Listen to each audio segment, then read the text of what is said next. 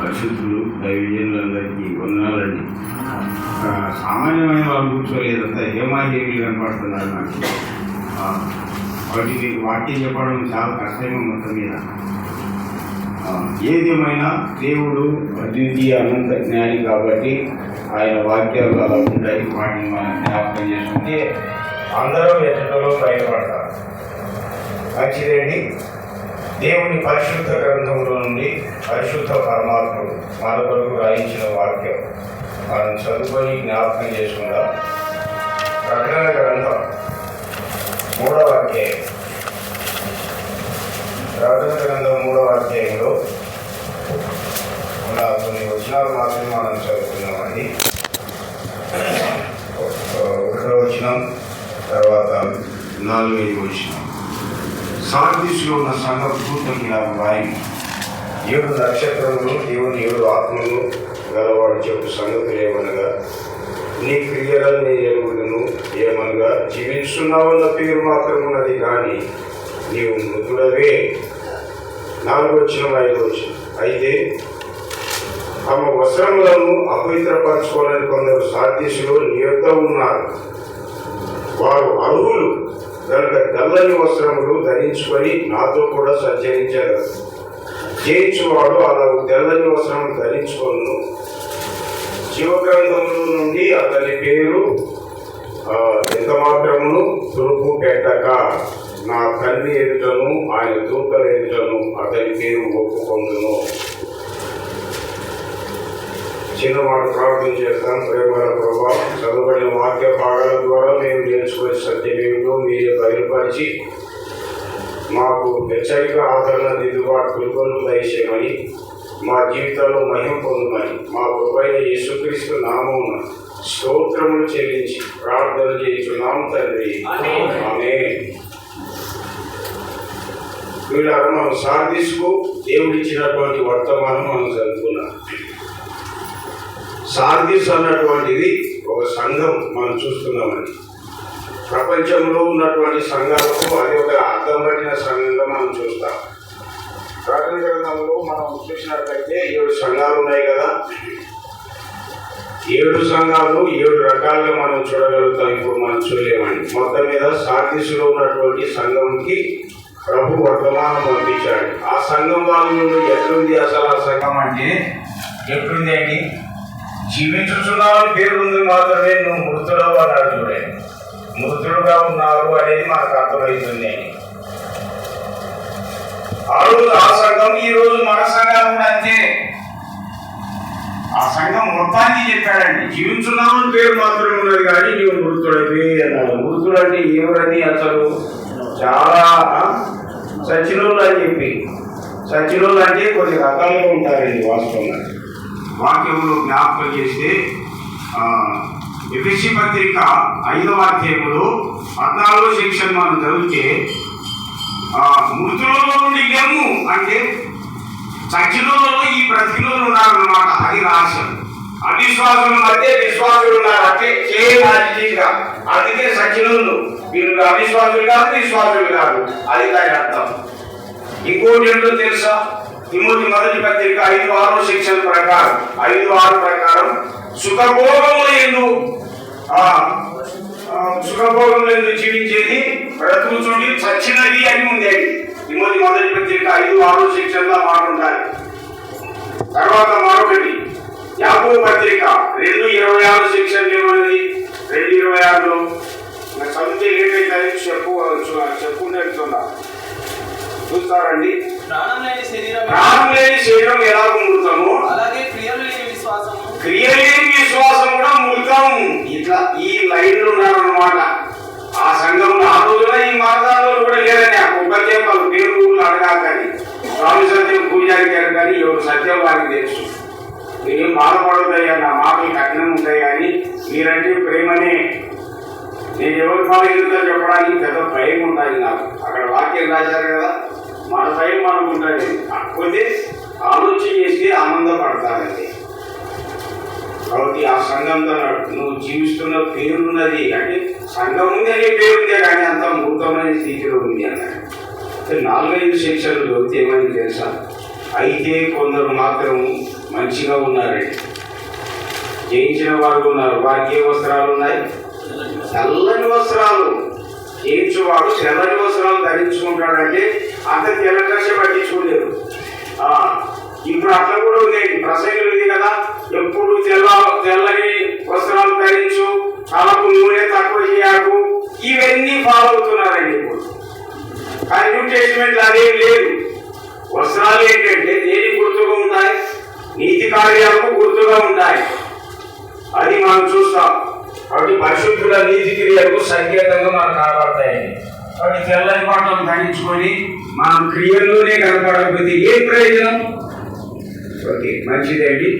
కాబట్టి జాగ్రత్తగా మనం జయించినటువంటి వాళ్ళు, లోకాన్ని, శరీరాన్ని, సాతాను జయించినటువంటి వాళ్ళపై ఉండుట అవసరమైంది విశ్వాసం ద్వారా. మంచిదేంటి. వాళ్ళ పేర్లు ఆ శివగ్రంథంలో ఉన్నాయి అని ఉంది. ఇప్పుడు మన టాపిక్ ఏంటంటే పెద్ద టాపికే కానీ బ్రీఫ్గానే చెప్పుకుంటా. శివగ్రంథానికి ఎన్ని పేర్లు ఉన్నాయి, శివగ్రంథంలో ఎవరి పేర్లు రాయబడతాయి, ఆ రాయబడినటువంటి వారు ఎలా ఉంటారో బ్రీఫ్గా అలా గుర్తు చేస్తాను. శివగ్రంథంలో ఎవరి పేర్లు ఉండవు, వారు ఎక్కడికి వెళ్తారు. ఇప్పుడు శివగ్రంథానికి ఎన్ని పేర్లు ఉన్నాయి? నంబర్ 1 చూద్దాం. చూడండి ఎన్ని పేర్లు ఉన్నాయో. 1 నిర్గమాకాండం 32వ అధ్యాయం 32వ సెక్షన్. ఈశను ఎవరైనా చదువుతూ లేకుంటే చెప్పుకుంటే వెళ్ళిపోదాం. అంతే. అయ్యో నీవు వారి పాపము ఒకవేళ పరిహరించితివా లేని యెడల నీవు రాసిన నీ గ్రంథం అన్నాడు. ఈ గ్రంథానికి పేర్లు ఏంటంటే దేవుని గ్రంథం, యెహోవా గ్రంథం అంటారు. చూడండి అక్కడ. తర్వాత ప్రకటన గ్రంథం 13వ అధ్యాయం 8వ వాక్యంలో మనం చూస్తే గొర్రెపిల్ల యొక్క జీవ గ్రంథం అని ఉన్నదండి. గొర్రెపిల్ల యొక్క జీవ గ్రంథం అది 2. దీన్నే మనం ఇప్పుడు ఈ పేరులోనే వస్తుంది కదండి. మరొక మాట జ్ఞాపకం చేసుకుంటున్నాం. 69వ కీర్తన 28వ చరణం ఇలా చూస్తాం. 69వ కీర్తన 28వ చరణం. అమ్మాయిలు నువ్వు బైబిల్ తిప్పడానికి నోట్ చేసుకొని సిస్టర్స్ మధ్య మంచి పరిచయం చేసేవాళ్ళు కావాలి. ఇప్పుడు రాసుకోవడం లేదులే అంటే పెద్ద అందరూ పెద్ద జ్ఞానమే తెలిసినది కాబట్టి ఏం అవసరం లేదు మీకు. మీకేం అవసరం లేదు. మైండ్లో అన్నీ సెట్ అయిపోతున్నాయి. ఇది కాదు రికార్డ్ చేసినట్టు మీకేం అవసరం లేదులే. ఇంకా చూడు, అవసరం అంటే భవిష్యత్తులో వాక్యం చెప్పాలంటే ఎంత విద్యావంతుడైనా విద్య లేని నోట్స్ మెయింటైన్ చేస్తేనే వాక్యం చెప్పు, లేకపోతే వద్దు. ఏమనుకున్నారు? నువ్వు చెప్పి కదా అంత కట్టలు చేయని నీళ్ళు మరి చెప్పేదా నోట్స్ మెయింటైన్ చేయకపోతే ఎక్కడికైనా వాక్యం చెప్పడం మీరేం బాధపడాలి. ఏదనుకున్నారు? ఎంత కష్టపడాలో తెలుసా? ఏం చెప్తావు నీకేం రాదు పో అని బాధపడతాయి. మేము మొత్తం అందరికీ వింటుంటా. నీకు తెలుసా ఎవరు ఎట్లా చెప్తున్నది అన్నటువంటి. ఓకే అమ్మా, వీరికి తిప్పడం వచ్చేది అంత సమస్య. శుభ్రంగా చెప్తాం కాకుండా పైకి తీసేది కూడా నేర్చుకోవచ్చుగా. ఓకే, యెహోవా గ్రంథం, గొర్రెపిల్ల జీవ గ్రంథం అని చూస్తున్నాం. దాన్ని 69వ కీర్తన 28వ చరణం ఏం చెప్తాది? జీవ గ్రంథం అని మరొక పేరు అన్నమాట. దాంట్లోనే ఈ పేరు చూస్తున్నాం, జీవ గ్రంథం అన్నటువంటిది. చూడండి, మరొకటి ఇప్పుడు 3 అయినాయి కదా, 4వది జ్ఞాపకం చేసుకున్నాము. 56 అక్కడే అదే వాక్యంలో చూడండి 69, 28 చూస్తున్నాం కదండి. జీవగ్రంథం అన్నాడు. తర్వాత 2వ లైన్ ఏం చెప్పారు? నీతిమంతుల పట్టి అని కూడా అంటారండి. దాన్ని నీతిమంతుల పట్టి. కాబట్టి ఆ పట్టి చూస్తే ఎవరెవరు నీతిమంతులైంది బయట పట్టుకోవాలి. నీతిమంతులు ఎవరైతారండి? నిజంగా ప్రభువు నమ్మిన వాళ్ళే నీతిమంతులు అవుతారండి. రోమా 3:24 సెక్షన్ ప్రకారం. ఓకే, నీతిమంతుల పట్టి ఎన్ని ఇప్పటికీ 4 అయినాయి చూడండి. ఓకే, 5వ చూద్దామా? 56:8 కీర్తన 56:8 చరణం. నా సంచారంలో నీవు లెక్కించి ఉన్నావు. నా కన్నీరు నీ బుడ్డిలో ఉంచు. బుడ్డి అన్నటువంటి మరొక మారుపేరండి. బుడ్డి అంటారు, దాంట్లో కన్నీళ్ళు ఉంటాయంట. తర్వాత ఇంకోటి ఏమనింది తర్వాత అని నీ కవిలలో కనుగొను. కవిలే అని మాట దగ్గర ఒక అంకించాడు కదండి. ఈ క్రింద ఏమని రాశాడు? పుస్తకం అని. అది పుస్తకం అని కూడా అంటారు చూడండి. బుద్ధి అని, పుస్తకం అని ఈ పేర్లు ఉన్నాయి చూడండి. యెహోవా గ్రంథం, గొర్రెపిల్ల జీవ గ్రంథం, జీవ గ్రంథం, తర్వాత నీతిమంతుల పట్టి, అది ఒక బుద్ధి, కన్నీలో బుద్ధి, తర్వాత కవియే పుస్తకం. ఏంటంటే ఆఖరు చెప్తున్నారండి. లూకా సువార్త 10వ అధ్యాయం 20 సెక్షన్ చదువుతారా? 10:20. పరలోకం అనే పేరు లేదు దానికి. పరలోకం ప్రభు అన్నాడు, దయాళువుని మీరు సంతోషింపక మీ పేరు పరలోకంలో రాయబడుతున్నాయని సంతోషించండి అన్నాడండి. పరలోకం అన్నటువంటి ఒక పేరు దాన్ని. ఇది ఆ జీవ గ్రంథానికి ఉన్న పేర్లు అలా జ్ఞాపకం చేయండి. మొత్తానికి ఎవరి పేర్లు ఉంటాయి? పేర్లు తల్లి ఉంటాయని అందరూ చెప్పలేరు, కానీ నా పేరు నీ పేరు ఉంది అనడానికి ఋషులు ఏం తెలియదు జ్ఞాపకం చేయాలని. అట్లా ఇప్పుడు అందరికీ తండ్రి ఉంది, చెప్పడంతో భయమైపోతాయి సంఘాల్లో. నేను బాధపడాలి. అందరూ తండ్రి చేసి తింటారు, కానీ గోదావరి సైడ్ తింటూ ఉండాలని నేను ఒకరిని అడిగినాను. జంతువుని నీసు కూడా తింటారు, చేపలు తింటారు. ఇక్కడ మన సైడ్ సామెత ఏంటంటే అందరికీ ధన్యం ఉంది కానీ చేపల పుట్ట మాయమైందంట. అంటే దాన్ని చూపుతున్నా నేను తినండి ఎట్లా పోయినట్టుందా? మీరేం బాధపడదు. శరీరం ఒకసారి అందరూ మీకే ఎంత చెప్తుండే మీకేగా. ఏమండి నిజమా కాదా? కప్పు కొన్నాక పాపములను ఒప్పుకొను ప్రభుని ముందు, దూరపరచి దురితములను ఆలకించు ప్రాణప్రియుడు ఆలకించుమా. ఏం బాధపడాల్సిన పని లేదండి. అసలు ఆ సమస్య నిజంగా నిండా 100% నేను లోపం కలిగిన వాడిని అని ప్రభు దగ్గర ఉంటున్నాను. ప్రభు దేవుడు యాకోబు తృప్తి మీద పుట్టినాడా లేదా? పుడితే అదేమైంది? ఇరిగిందా? గూడు పోసిడిందా? ఇరగడం కంటే గూడు పోసడం గాయపడినట్టు ఉరిగిందని తెలుసా? ఎంత బాగుంటుంది, నొప్పి ఎక్కువ ఉంటుంది. అయినా దేవుడు పుట్టినాడని దూరమైనాడా? బాధలను కొట్టుకుంటూ నన్ను విడిచిపెట్టాను అంటున్నాడు చూడండి. నన్ను జీవించేంత వరకు విడిచిపెట్టాను అన్నాడు. అదేంటి, మనం ఎన్ని తప్పులున్నా ఏదైనా దూరం కావడం కాదు, హత్తుకొని ఉండాలి. అది చూద్దాం. ఈ మరి మన పేర్లు ఉంటే అట్లే ఉండాలి. యాభై పేరు ఉంది, ఎట్లా నీకెట్లా తెలుసాయంటే చెప్తాం వాక్యానుసారంగానే. ఇప్పుడు నిర్గమాకాండం చదివే కదని 32 మోషే ప్రార్థన చేశాడు. ఏమన్నాడు? నీవు రాసిన నీ గ్రంథంలో నా పేరు తుడిచివేయను అన్నాడండి. ఎందుకు అన్నాడండి అంటే మనసంతా ప్రజల మీద పడింది అండి. ప్రజలు వాస్తవంగా తప్పు చేశారు, శిక్ష పాత్రులైనారు. కానీ ఈ నడిపించే నాయకుడు కదా, నేనున్నాగా నేను నా నడుపుదలలో ఒక వ్యక్తి కూడా నాశనం కాకూడదని పడుతుంది ఆయనకి. ఈ మనసు చూడండి ఇట్లుంది. అయ్యేవేళ పోయి పొట్టు లేదు కట్టారు ఎట్లా బాబు ఏమని కాకండి. ఒకవేళ నేను నువ్వు అక్కడ ఉన్నావేమో, నీ పేరు ఉందో లేదు చెక్ చేసుకో. ఉంటే మాత్రం మన నాయకత్వంలో మన నడుపుదలలో ఒక వ్యక్తి కానీ కుటుంబం కానీ దూరం కావడానికి వీల్లేదు, నశించడానికి వీల్లేదంట. అందుకే మాట్లాడు వాళ్ళు పాపం పరిహరించివా లేని నీవు రాసిన నీ గ్రంథంలో నా పేరు తుడిచివేయను. చూడండి, గ్రంథంలో పేరు లేకపోతే నాకు జీవనం పాలైనట్టే. కానీ ఈ నాయకుడు చూడండి, నిజంగా దేవుని చేత ఏర్పరచబడ్డవాడు, నియమించబడ్డవాడు కాబట్టి ఇతను చూడండి మనసంతా ప్రజలు. ఇవాళ దేవుని సేవకుడు పెద్దలు అందరి శరీరుడు కూడా చెప్తున్నా, మన సుఖం కాదా చూసుకొచ్చింది, మన క్షేమంగా తెలుసా? ఎదుటి సంఘంలో అందరి క్షేమం, అన్ని కుటుంబాల క్షేమం మనకు కావాలండి. అసలు మన వాటికి ఓకే చేసేది, వినకపోతే దూరం చేసేదా? అసలు నీ పేరు ఉందా లేదా చెక్ చేసుకో. కృత నిబంధన పౌలు కూడా అన్నాడు కదా, ఎక్కడ 9:1 లేదా 10:1 చూడండి. ఎందుకంటే ఇప్పుడు చెప్తుంటే గుర్తొస్తుంది, త్వరగా చదువుతాం. 9 ప్రారంభం, రోమా పత్రిక 9వ అధ్యాయం 1వ వాక్యం నుండి చూద్దాం. నాకు బహు దుఃఖమును నా హృదయంలో మానని వేదనయు కలవు. అబ్బా, ఈ సంసార సమస్యనే చెప్పేది. కడుపు సంవత్సరంలో సంసార సమస్య, కడుపు సమస్య కాదు. బహు దుఃఖం మానవి వేదన ఎందుకుంది అంటే అది ఒకటిలో చెప్పారు. రోమా 10:1 ఏమన్నాడు? ఇశ్రాయేలును రక్షణ పొందవాలని నా హృదయాభిలాష వారి విషయమై నేను దేవునికి చేరుకున్నాను.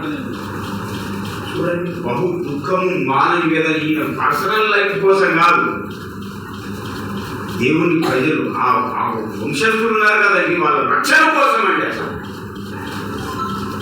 ఈ వేళ ఉన్నామండి. అసలు ఇప్పుడు మన వాళ్ళు చాలా మంది ఉన్నారండి, మీ బంధువుల్లో నిజంగా నమ్మినోళ్ళు ఉన్నారా? నిజంగా నమ్మినోళ్ళు, ఒట్టేకి నమ్మినోళ్ళు ఇప్పుడు కథ బయటపడతాయి. మొత్తం ఒట్టేకి నమ్మినోళ్ళ వల్ల బయటపడతారండి. ఇప్పుడు నిజంగా మనం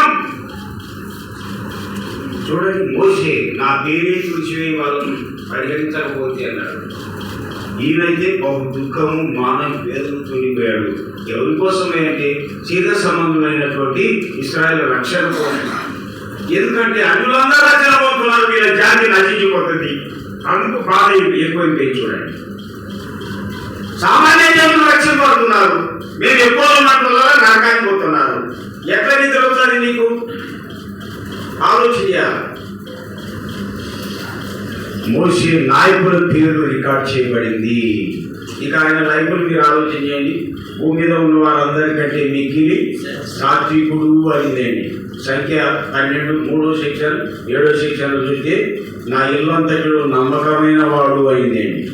సంఖ్యాకాండం 12వ అధ్యాయం 3వ వాక్యం 7వ వాక్యంలో చూస్తాం.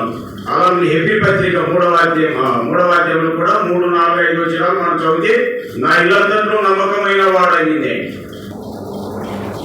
దేవుని చేత పిలువబడి, దేవుని చేత నియమింపబడి, దేవుని చేత ఎవరైతే వాడబడుతున్నారో ఆ నాయకుల పేరు జీవగ్రంథంలో రికార్డ్ అయ్యేది ఆయన చరిత్ర ద్వారా మనకు అర్థమైపోతుంది. వాళ్ళ బుద్ధులు ఎట్లా ఉంటాయంటే వాళ్ళ మనసంతా ప్రజల క్షేమం విని ఉంటుంది, వాళ్ళ మనసంతా ప్రజల రక్షణ కోసం విని ఉంటుంది. సొంతం ఆలోచన చేయరు, తెలుసా? సొంతం ఎన్నడూ ఆలోచన చేయరు. కాబట్టి అది చూడండి, నీవు రాసిన నీ గ్రంథం నాయకుల పేర్లు ఉంటాయి. ఆ పేర్లు ఎవరైతే ఉంటాయో వాళ్ళు ఎలాంటి బుద్ధులు ఉంటాయో అక్కడ ఉంటాయి. ఇట్లా చాలా మంది మనం చూస్తాం. చూడండి, ఫిలిప్పీ పత్రిక కూడా గమనిస్తారా? ఫిలిప్పీ పత్రిక 4వ అధ్యాయం 2, 3 వచనాలు మనం చూస్తే ఇద్దరు సోదరుల గురించి చెప్పాడండి. యువతి మీరు ఏక మనసు గల వారు ఉండవాలని యువతిను శుద్ధికేను ప్రతిమాలు కొలుచున్నాను అన్నాడండి. వాళ్ళ గురించి సంఘానికి సిఫారసు చేశాడు. వారు ఫిలిప్పీ పత్రిక దొరికిందండి 4వ అధ్యాయం 2, 3 వాక్యాల్లో ఆ వివరాలు ఉన్నాయండి. లాస్ట్ లైన్ లో ఏమైందంటే వీరి పేర్లు జీవగ్రంథంలో రాయబడి ఉన్నాయని చెప్పినాడండి. ఉన్నాయని అక్కడ పర్సనల్ గా వాళ్ళకు ఏక మనసు లేదు. ఏక మనసు లేనప్పుడు ఏం చేశారు? అయ్యా యువతి వచ్చే నేను రాను, శుద్ధికేలు వచ్చే నేను రాను, ఇట్లా పెట్టుకలే వాళ్ళు ఇద్దరు. పర్సనల్ గా ఏముందో ఏమో కానీ మొత్తం మీద కొంత ఏక మనసులో లోపించారు. కానీ క్లెమెంటుతోనూ నా ఇతర సహకారులతోనూ సువార్త పనులు బహుగా ప్రయాసపడ్డారు అనే మాట ఉంది. ఇప్పుడైతే అలా ఆయన వచ్చే నేను రాను, నేను వచ్చే ఆయన ఉండడానికి వీలేదండి. నీ పేరు లేకపో నన్ను అడిగితే నీ పేరు చూడడం లేదు. ఆఫీసులో ఇద్దరు కలిసి చేస్తారు, సంఘానికి వచ్చేసరికి వాళ్ళు వచ్చి నేను రానంటావా? తప్పు కాదా? ఆలోచన చేయండి. ఎవరైనా ఉంటే ఒకవేళ బాధపడాలి బాబు, మీరు కృతజ్ఞతలు చెప్పి తెలియజేస్తున్నా. ఎందుకంటే నా భారంతో బాధతో చెప్తా. ఏది నమ్మినామండి మనం అసలు? ఏది నమ్మినాం అసలు? కొంతవరకు ఊరుకు లేకపోతే ఏది నమ్మినాం మనం? నేను స్టడీ చేసేటప్పుడు ఆశ్చర్యమైంది. వ్యక్తిగతంగా వారికి ఏక మనసు లేదు, కానీ వాళ్ళ దగ్గర రికార్డులు ఉన్నాయి, జీవగ్రంథములు ఉన్నాయి. అంటే వాళ్ళు వ్యక్తిగతంగా మనుషులు ఏకత్వం లేకపోయినా వాళ్ళిద్దరూ సువార్త పని ఏం చేసినారు? ఒకరు ప్రయాసపడ్డారు. అమ్మా ఒక్కోసారి మన శరీరం ఉన్నాం కాబట్టి ఒక్కోసారి కొన్నిసార్లు కొన్ని ఏక మనసులలో తీసుండొచ్చు. కానీ ఏది ఏమైనా దేవుడు మనకు అప్పగించిన పని విషయంలో ఒక ప్రయాసపడ అవసరమైంది. ఎప్పుడు ప్రయాసపడతారంటే నీ పేరు నిజంగా రికార్డులు ఉంటుంది, జీవగ్రంథంలో ఉంటుంది అని. ఓకే, నీలాగా చెప్పుకుంటూ వెళ్తే ఎన్నో ఉన్నాయండి. అసలు ఇప్పుడే మనం చదువుకున్నాం కదా, లూకాసు సువార్త 10వ అధ్యాయంలో 17వ వాక్యం మనం చూసినట్లయితే ఆ 70 మంది శిష్యులు అని మాట్లాడింది. ఆ 70 మంది శిష్యులు ప్రభుత్వ అన్నారు, ప్రభా నీ నామమున దయ్యాలు కూడా మాకు లోబడుతున్నాయి అని సంతోషం పక్కలాగే చెప్పారండి. అప్పుడు ప్రభు అన్నాడు 20 వాక్యం 10-20 అన్నాడు, దయ్యములు లోబడుతున్నామని సంతోషింపక మీ పేరు జీవ గ్రంథంలో పరలోకములో రాయబడి ఉన్నాయని సంతోషించండి అన్నాడు. చూడండి, ఒకటి జీవ గ్రంథంలో ఎవరి పేర్లు ఉంటాయంటే నాయకుల పేర్లు ఉంటాయి, సువార్త పనులు ప్రయాసపడిన వాళ్ళ పేర్లు ఉంటాయి, తర్వాత శిష్యుల పేర్లు ఉంటాయి, సాక్షుల పేర్లు కూడా ఉంటాయి. ఇంత గొప్ప సాక్షి సమూహం అని 12:1 సెక్షన్ చెప్తారు కదా, వాళ్ళ పేర్లన్నీ మరి 11వ అధ్యాయంలో మనం చూస్తామండి. ఓకే, మొత్తం చాలా మంది పేర్లు ఉంటాయి. ఇక్కడ మనం చూస్తున్నాం ఆ 70 మంది శిష్యుల పేర్లు రికార్డ్ చేయబడ్డాయని ప్రభువే చెప్పాడు. మరి శిష్యులు అంటే నిజంగా అందరు శిష్యులేనా? 9:36 శిష్యురాలు దొరక అని కూడా ఉందండి. ఆడవాళ్ళు శిష్యురాలు అంటారు, మగవాళ్ళు శిష్యులు అంటారు. మొత్తం మీద శిష్యులు అంతే. నిజంగా యేసు ప్రభువుకు మన శిష్యులం అయితే మన పేర్లు రికార్డు ఇస్తాయి. అది చూడండి. అయితే అందరూ ఉంటాయా? ఇప్పుడు చెప్తాం. అందరు నిజంగా శిష్యులు కాదు, జ్ఞాపకం చేస్తాం. యోహాను సువార్త 8:37 సెక్షన్ చదువుతారండి. 8:31 యేసు ప్రభు తాను నమ్మినటువంటి యూదులతో మీరు నా వాక్యములు నిలిచిన వారైతే నిజంగా నాకు శిష్యులు అన్నారండి. అట్లయితే వాక్యంలో నిలవకపోతే నమ్మినోలే కానీ నిజమైన శిష్యులు కాదు. చూడండి ఎట్లదు దిమ్మది ఒకసారి బైబిల్ చదివితే తెలుసా, ఊరికి పై చదివితే కుదరదండి. నమ్మిన వాళ్ళతోనే అంటే నమ్మిన వాళ్ళని ఇంగ్లీష్లో బిలీవర్స్ అంటారు.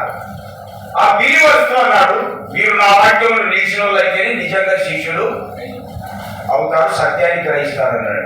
అట్లయితే వాక్యంలో నిలవకపోతే మీరు నమ్మిన వాళ్ళే కానీ నిజమైన శిష్యులు కాదు. కాబట్టి మీరు నమ్మిన వాళ్ళ పేర్లు రికార్డులో ఉండవు అని. చూడండి ఎట్లుందో. అట్లయితే ఆయన వాక్యాలు చాలా ఉన్నాయి. ఒక వాక్యం గుర్తు చేస్తాం, పునాది వాక్యం. అమ్మ నిద్ర పట్టినారే 2 మాటలు వినండి తల్లి, ఏమనుకోకుండా. డూప్లికేట్ మనకు రాదని నిద్ర మనం గురు పెడతాం తెలుసా. అక్కడెక్కడ చూడద్దు, మనం అంతే అతనితో. ఓకే, పునాది వాక్యం ఒకటి గుర్తు చేస్తా. వాక్యంలో నిలిచినోలే నమ్మిన వాళ్ళు నిజమైన శిష్యులు అయ్యేది. లేకపోతే మీరు నమ్మినోలే కానీ నిజమైన వాళ్ళు కానే కాదు. మీ పేరు నమ్మిన కానీ పరలోకంలో లేవు, జీవగ్రంథంలో లేవండి. అసలు ఏమనుకున్నారు? నిజం అర్థమవుతుంది అసలు? క్రిస్టియానిటీ గురించి విశ్వాసం గురించి అర్థం కావడం లేదండి చాలా మంది. మార్కు సువార్త 1:14 సెక్షన్ చదువుతారా? మార్కు 1:14 స్థిరపట్టబడిన తర్వాత కాలం సంపూర్ణమైనది, దేవుని రాజ్యం సమీపించినది అని అంటూ ఏమన్నాడు? మారు మనసు పొంది నమ్ముడని, అది సువార్త నమ్మండి అని యేసు ప్రభువే చెప్పాడని. అది రికార్డ్ చేశాడు. చూడండి మాటలు. ఇందులో ఒక వాక్యం అడుగుతానండి. ఇందులో రాయబడిన మాటల్లో నేను ఒక ప్రశ్న అడుగుతాను. మారు మనసు అనేది ముందుందా, నమ్మండి అనే మాట ముందు? చూసి చెప్పాలి. అమ్మాయి ఏది ముందుందేమో? మారు మనసు అనేది లేదు. ఈ దినాలు వచ్చిన చిక్కేంటి అంటే అంతా నమ్మినోలే ఎక్కువ మంది, కానీ మారు మనసు పొందిన తక్కువ. అది చూడండి వచ్చి చిక్కంట 30 దెబ్బలు 2 ఏళ్ళు కష్టపడితే 4 ఆత్మకు దొరకడం లేదు. లాంటి దొరికి ఎట్లా? నువ్వు ఎట్లా వాక్యం చెప్పినావు ఏంటి అసలు? ఇంతకు మీరు మారు మనసు పొందినా రాగిస్తుంది. యేసు ప్రభు వాక్యం మారు మనసు పొంది నమ్ముదా, అది పునాది వాక్యం అండి. ఈ వాక్యంలో ఎవరైతే ఈ లైన్లో ఉన్నారో వారే నిజమైన శిష్యులు, వీళ్ళే సత్యాన్ని గ్రహిస్తారని. మారు మనసు పొందిన వాళ్ళు కావాలి. మారు మనసు అంటే ఇంకోటి దొరుకుంటా వెళ్తే చాలా ఉంది వాక్యంలో. మారు మనసు అయినా అవసరమే. చూస్తారా 8:21 అపోస్తలుల కార్యాలు, నేను ముగింపు చేయబోతున్నాను. 8:22 అపోస్తలుల కార్యాలు 8:21 చూస్తారా? క్షమించాలా, 8:22 అపోస్తలుల కార్యాలు. కాబట్టి ఈ చెడుతనం మానుకొని మారు మనసు ఉంది. అది ఏది మానుకోవాలండి? మారు మనసు అంటే అది మానుకోమని వాక్యం చెప్తే సంఘానికి రాకుండా మానుకుంటారా? ఎట్లా చదివినావు బైబిల్ అంటే బాధపడతారు. బైబిల్ ఎట్లా చదివినా ఎట్లా స్టడీ చేస్తున్నాం మనం? చెడుతనం మానుకోమని మనం చెప్తే సంఘానికే మానుకున్నారండి కొందరు. అట్లా చేయదు బాబు, నీ తప్పు కాదు. నిన్ను అగ్నిగుండంలో నిన్ను నీ కుటుంబాన్ని పడగొట్టాలని సాతాను చేస్తున్నాడు తెలుసా? మా తప్పు కాదండి. ఏమంటే బైబిల్ మనం చదవాలి, బ్యాక్గ్రౌండ్ ఉండాలి. ఒకడు తెలుసా, ఒకటి వానికి శరీరం లేదు, మనకు శరీరం ఉంది. ఇంకోటి మనకి పరలోకం లేదు, మనకు పరలోకం ఉంది ప్రజలకి. తర్వాత మన శిక్ష ప్రభు కొట్టేశాడు మానవుల మీద, వానికి శిక్ష ఉంది. అందుకని వాడు డే నైట్ పని చేస్తున్నాడు తెలుసా? మానవుల మీద, నమ్మిన వాళ్ళ మీద, నమ్మని వారి మీద వాడు మొత్తాన్ని స్వాధీనం చేసుకున్నాడు. నమ్మిన వాళ్ళని వదిలిపెట్టడం లేదు తెలుసా? అందుకే కొద్దిగా జ్ఞాపకం పెట్టుకోవాలి. ఏది మానుకోవాలండి? మారు మనసు అంటే చెడుతనం. మనలో చెడుతనం ఉండాలి ఉంటుందా? నిజంగా చెప్పాలి, మీరు ఉండాలి తెలియండి. మీరు అంత మంచి అనుకుంటున్నా. నేను నాకు మాత్రం నా సత్యం నాకు తెలిసి దేవుడు తెలిసి భయపడుతుంటాను. ప్రభా ఇంత వాక్యం చెప్పి నేనే చెడుతనం ఉంటే ఎవరు చెప్పేది అసలు మోసం కాదా అని దేవుడి సన్నిధిలో కిందని మొరపెడుతుంటాను. నేను మనసు లైన్ క్లియర్ అయితే చెప్పగలను.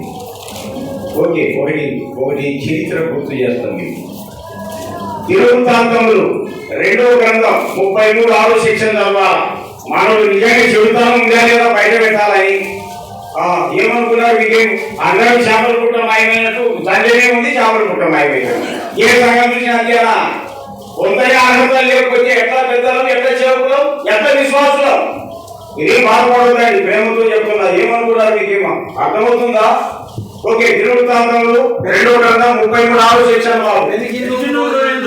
అన్న వాళ్ళు చదువుతారు లేదా? మీరెందుకు అసలు ఆ సేవకుడే చదువుతున్నాడు, మీకేం కోసం లేదు ఇక్కడ. అబ్బాయిలకి ఏం బాధపడకన్నా మిమ్మల్ని హెచ్చింప చేయాలని ఆశ. అంటే మీరు చదివాలు కావాలని ఆశ, అంత తప్ప దురుద్దేశం లేదు నాకు. ఏంటంటే ఈ జనాలు పెద్ద పెద్ద జ్ఞానులు చదవలు ఉండాలని బైబిలే చదవాలి. ఇటువంటి సంఘ పెద్దలు అయితే సంఘం బాగుపడుతుంది. అందుకని భావంతో ప్రేమతో జ్ఞాపకం చేస్తా.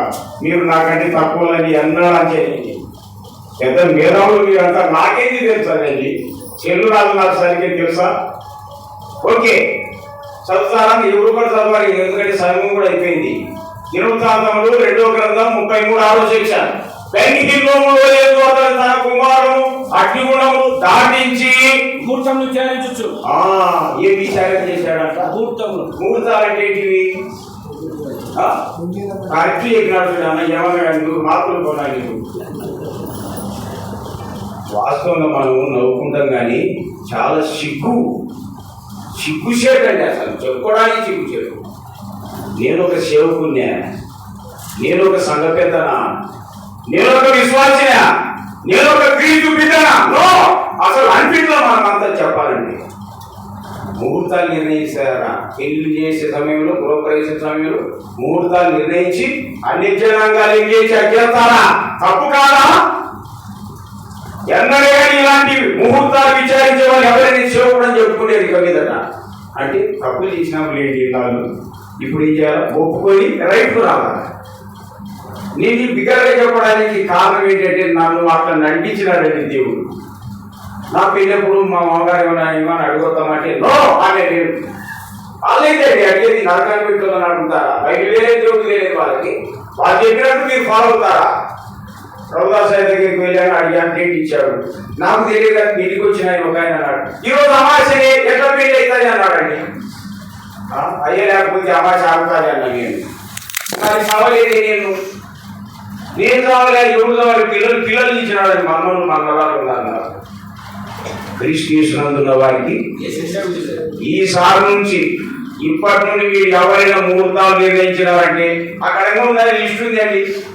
మంత్రాలు తాయికలు నానాటివి చిల్లగితనం ఇట్లాంటివి చేసుకుంటూ వాళ్ళతో సాంగత్యం చేశారంటే అదేమైంది లాస్ట్లో యెహోవా దృష్టిలో ఒకరు ఏం చేశాడు బహుగా చెడుతనము ఆయన కోపం పుట్టించను చెడుతనం గ్రహించాడు కోపం పుట్టించాడు.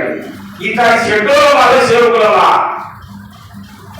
అంటే బాధపడతారు. ఇప్పుడు అంతా తేలిపోయి మన ఫెలోషిప్ లో చాలా మొత్తం అంతే సిగ్గుసేటు సేవకులని చెప్పుకుంటారు. చెప్పొద్దని పెద్ద పెద్ద సభలో కూడా చెప్తున్నాను. ముహూర్తాన్ని విచారించిన వాళ్ళు వీళ్ళంతా సేవకుల సంఘ పెద్దల ఇలాంటి వాళ్ళు అయితే ఎట్లా సంఘం బాగుపడతాయి, ప్రజలు ఎలాగ సత్యం తెలుసుకుంటారు ఆలోచన వద్దా కొంతైనా. మీరే కాబట్టి ఉన్నాయి వికారం చెప్తున్నా బాబు అంటే నేను తక్కువలో నేను అంచనా వేసి చెప్పడం ఉన్న విషయాలు వికారం చెప్తున్నా. వికారం చెప్పడానికి దేవుడు నాకు అనుకూలం చేసినాడు కాబట్టి నా పెళ్లి అమావాస్య రోజు అయింది, నాకు ఇది పౌర్ణమి రోజు అయింది, నేను తర్వాత కాలం నాకేం చేయలేదు. ప్రభు కృప ముహూర్తాలు విచారణ చేయొద్దు ఈసారి నుంచి ఎవరైనా. నేను తెచ్చాలి ఎవరైనా అబ్బాయి పెళ్లి చేసేటప్పుడు తెచ్చాలి నీ కథల. ఈసారి మమ్మల్ని చాలా నొప్పి పడతారండి ఆ దినాల్లో. ఎవరిని అడిగొచ్చి మీరు ముహూర్తాలు విచారణ చేసి పెళ్లి ఏర్పాటు చేస్తారు. ఇప్పుడే దైవం చెప్పాడు చూడండి 3-4 వ్యక్తులు 3 తినాలని. ఈసారి నుంచి ప్రభు అనుకూలం చేసి సాధ్యమైనంత వరకు విశ్వాసం మనం మాట్లాడే వేరేమని అక్కడి కార్యక్రమాలు మానుకుంటే తప్ప వాళ్ళు బ్రేక్ వెళ్ళదు. ఓకే కాబట్టి ఎవరి పేర్లు ఉన్నాయి అంటే శిష్యుల పేర్లు మారు మనసు పొంది ఎప్పుడైతే ఆయన నమ్మి ఉన్నారో వాళ్ళ పేరు రికార్డులు ఉంటాయి. మరికొందరు ఆ దినమున ప్రభువా ప్రభువా అని పిలిచేవాళ్ళు ఉంటారు. మత్తయి సువార్త 7:22 అప్పుడు వాళ్ళని అంటారంట ప్రభు ఏమన్నాడు, అక్రమము చేయవారా అంటున్నాడు. వాళ్ళు ఏం చేసినారు, నీ నామమున ప్రవచింపలేదా, నీ నామమున దయ్యములను వెళ్ళగొట్టలేదా, నీ నామమున అద్భుతములు చేయలేదా అంటున్నారంట. ఇవి చేయడం సామాన్యమైన విషయం కాదు. కానీ ప్రభు ఏమన్నాడు, అక్రమం చేయవారా, నేను మిమ్మల్ని ఎన్నడూ ఎరగను, ఆయన తొలగిపోయినాడు. చూడండి అయిపోయింది కథ. అంటే ఎందుకు వాళ్ళు మరి వీళ్ళు ప్రభు ఎదిగారు, ప్రభు వీళ్ళని ఎరగలే. ప్రభు వాడుకున్నారు కానీ ప్రభు చేత వాడబడలేదండి వాళ్ళు. అంటే వాళ్ళందరూ నమ్మిలోనే కానీ మారు మనసు పొందని వాళ్ళండి అసలు. అందుకే వాళ్ళ పేరు రికార్డు లేవు. ఎన్నడూ ఎరగను అన్నాడు. కాబట్టి రికార్డులు లేనటువంటి వాళ్ళ పేర్లు అలా ఉంటాయి. ప్రభు సేవలోనే ఉన్నారే కానీ వాళ్ళ పేరు రికార్డులు లేవు. ఇప్పుడు ధనవంతుడు లాజరు, ధనవంతుని పేరు చెప్పలేదు, లాజరు పేరు చెప్పాడు. ఎందుకు? ధనవంతుని పేరు జీవగ్రంథంలో లేదు, లాజరు పేరు జీవగ్రంథంలో ఉంది. అందుకు చూడండి. కాబట్టి దయచేసి ప్రభు రాకముందే లోకంలో ఉండగానే ఇలా ఆలోచన చేసుకుందాం. సేవకులంగా, నాయకులంగా, బాధ్యత విశ్వాసులంగా మన పేర్లు జీవ గ్రంథంలో రాయబడి ఉన్నాయి అనడానికి రుజువుగా ఎంతో మంది దైవజనుల యొక్క మాదిరిని మనం చూస్తున్నాం. ఆ మాదిరిలో మనం ఖచ్చితంగా నడుచుకోవాల్సిందే. సో ప్రయోజనాన్ని ఆలోచన చేసుకొని నువ్వు దూరం అయ్యాటే ఈ పేరే జీవ గ్రంథం లేదంటే లెక్క. అది చూడండి. ప్రభు ఈ వాక్యాలు మనకై దీవించునుగా. ప్రేమల ప్రభా చెప్పిన వాక్యం దీవించుమని మా ప్రభు యేసుక్రీస్తు నామమున స్తోత్రం చెల్లించి ప్రార్థన చేస్తున్నాం తండ్రి. ఆమేన్.